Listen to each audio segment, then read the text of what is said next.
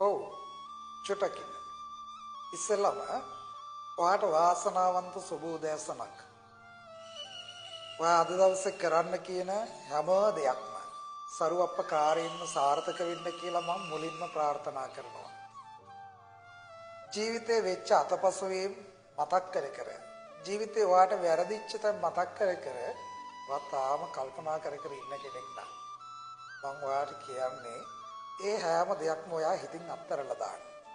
ජීවිතේ හැම කෙනෙකුටම මතපසුවීම් සිද්ධ වෙනවා. හැම කෙනෙක් අතින්ම වැරදි වෙනවා.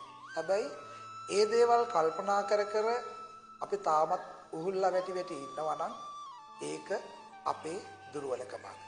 ඒක නිසා වැරදිච්ච දේවල් අතපසු වෙච්ච දේවල් ගැන කල්පනා කර අපි අඬා වැටි ඉන්නවට වඩා වෙච්ච හැම දෙයක්ම අමතක කරලා ජීවිතේ අලුතින් හිතලා හැම දෙයක්ම සාර්ථක කරගන්න එක තියෙන්නේ අපි ළඟ. ඒක නිසා මම ඔයාට ප්‍රාර්ථනා කරනවා වැරදිච්ච හැම දෙයක්ම අමතක කරලා අද ඉඳන් මේ උදෑසන ඉඳලා කරන හැම දෙයක්ම සිහියෙන් යුක්තව කරලා ඔයාගේ ජීවිතය ඔයාට සාර්ථක කරගන්න පුළුවන් දවසක් එන්න කියලා සාර්ථකම වසරක් වෙන්න කියලා ඔයාට ප්‍රාර්ථනා කරනවා. තව චූටි දෙයක්. ඔයාගේ ළඟම ඉන්න යාළුවාට මේ වීඩියෝ කියවන්න.